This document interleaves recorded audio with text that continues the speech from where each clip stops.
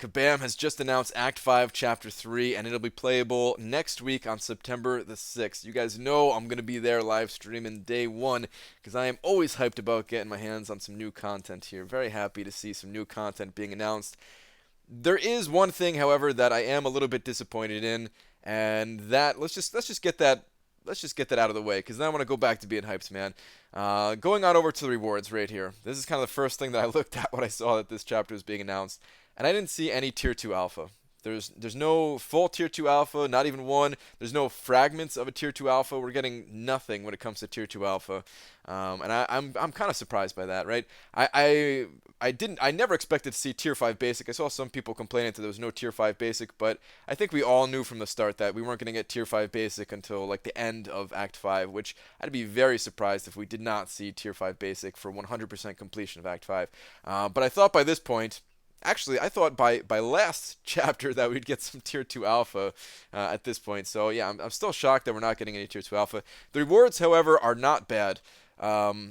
To kind of build the hype back up a little bit here, because I am pretty hyped about these final 3 rewards for completing all of Chapter 3.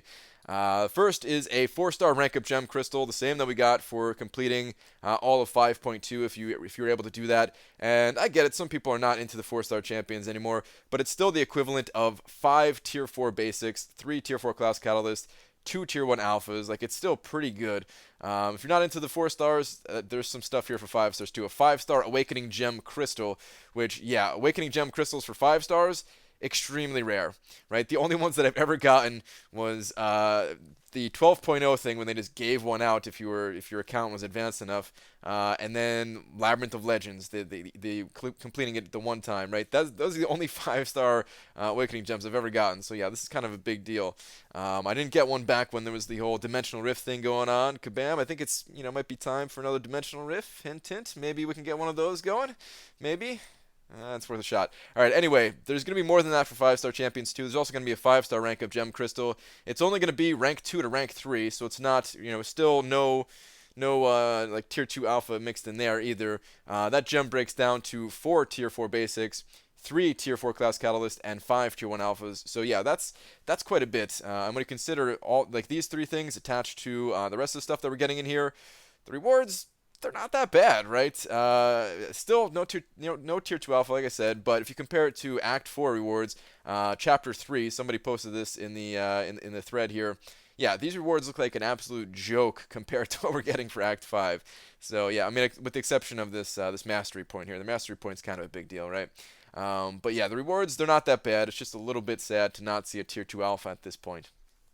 All right, anyway, I'm moving on to the rest of the stuff about this chapter that seems pretty cool, pretty interesting.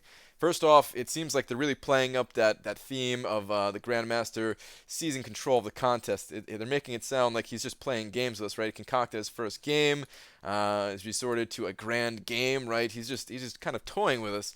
So it seems like that's where the story is kind of moving along. They talk about the difficulty here, and the difficulty they're saying is not different for each of the quests, right? As they say, it does not increase between quests. It does not. We have tuned this chapter to have relatively flat PI values across all 6 quests, which we did for a reason. And that reason is this whole system that they're talking about below here, the gates and keys. So yeah, from what it sounds like, they go on for a little bit here. It's definitely worth reading if you want to take a look at it yourself. But just to kind of give the too long, didn't read version, it sounds like in each of these quests we're going to be collecting keys, and then we're kind of hopping around to different quests. It definitely says that here, where we're actually going to be hopping around these different quests and taking different paths and unlocking these gates that we need these keys to get through. So yeah, that sounds pretty interesting. That sounds a lot different from the past, where the previous chapters of every single quest we've ever done. It's kind of like these stairs that you're walking up, and it gets a little bit harder as you go, right? And with this, it sounds like it's more like similar to like an open world, as weird as that sounds for Marvel Concept Champions, but it sounds almost like an open world kind of system where you jump in this quest, you grab a key, and then you can see where you can use that key and kind of determine your next path, see what you're prepared for, see what you're ready for. And it does seem like they're going to be, like the paths are going to be very specific things going on. Because there was a question here, so let me ask, no degeneration nodes on Chapter 3, and Kabam DK replied, Bane is on one of the paths in Quest 1, so I'm guessing you have to unlock that path to get to Bane. And then it goes on for a little bit about this, but yeah, just kind of hints that like each one of these paths that you go on, when you open up one of these keys, it feels like it's going to be different, right? If they're saying Bane is in one of the paths, so yeah, I like that. That sounds pretty cool. It sounds pretty interesting. I'm looking forward to seeing exactly how that plays out. There's a lot going on here, basically that they are talking about. I'm going to summarize this part too, this little recap that they gave. Basically, you cannot be screwed over when using these keys. You cannot grab a key and then use it on a gate and then get locked out of that gate forever if you were not able to complete it or something like that. You can't be locked out from what you're doing. You can't accidentally screw up and then not be able to, to complete the quest or whatever. And there's something here saying that keys are on the map. So while you get one of each class key from completing each quest, you can also get more from different paths. There's 2 keys to collect in each quest. And somebody was asking if they're going to be selling keys, and they say they something percent guarantee that will not be selling class keys. So yeah, it is meant to be this puzzle thing that you're solving, and it's not something that they're going to be selling. So it's exclusive to this, and you're not going to be spending units on it or anything like that. So yeah, that's always good to see too. Something that really surprised me here is there some insane boss like the Collector? No. I thought for sure we were going to be fighting the Grandmaster in this quest. I mean, that's what, if you actually look at the quest right now in game for Act 5, Chapter 3 has the Grandmaster's image. And yeah, I thought for sure that that's who we're going to be fighting. Maybe his image is there just because it's like he's taking control, and I guess like that's part of the story is that he's taking control and now he's in this game. But yeah, I thought for sure that that's who we're going to see as the final boss. So that's pretty interesting. They did clarify here a little bit that it's not a unique boss, but it is a newer champion. So yeah, it is one of the newer champions. Maybe one of the champions that just recently got added with this update here. So like Kingpin Medusa, something like that.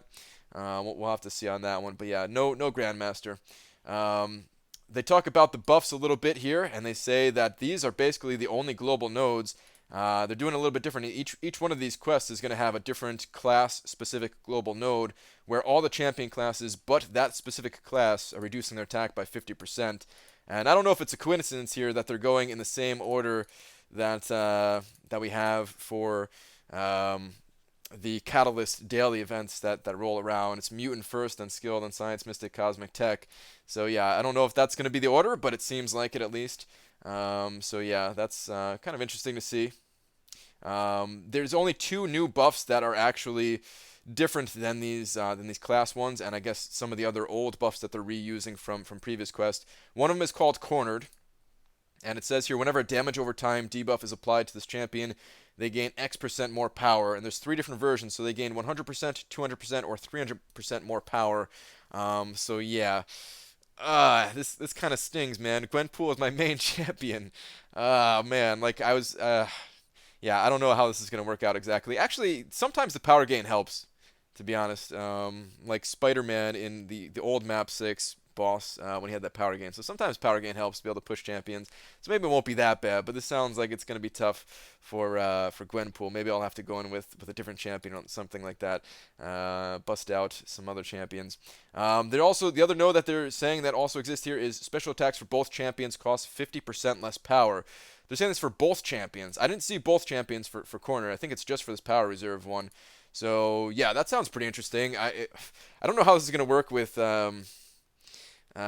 Suicide Masteries, because I'm expecting with this power reserve that we're just gonna be spamming specials constantly.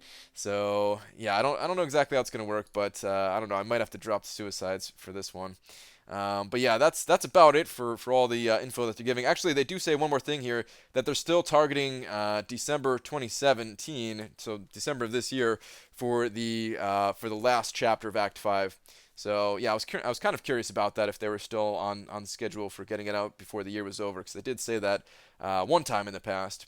So yeah, they do confirm that here, that the final chapter will be out by December, which makes sense because they did say that we would be able to take our 5-star champions up to rank 5 before 6-star champions were available.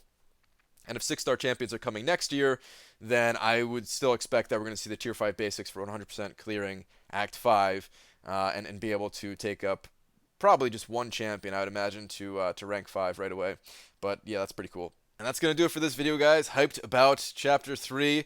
Again, I will be live streaming it right away. I'm not going to be trying to rush through it 100%, but I'll at least check it out. I'll at least check it out. I want to see how these gates and keys and stuff like that work. So yeah, you know I'll be live first day, as I'm sure many of your favorite YouTubers will be live as well. But yeah, thanks for watching this one, guys, and I will see you in the next video. Take care.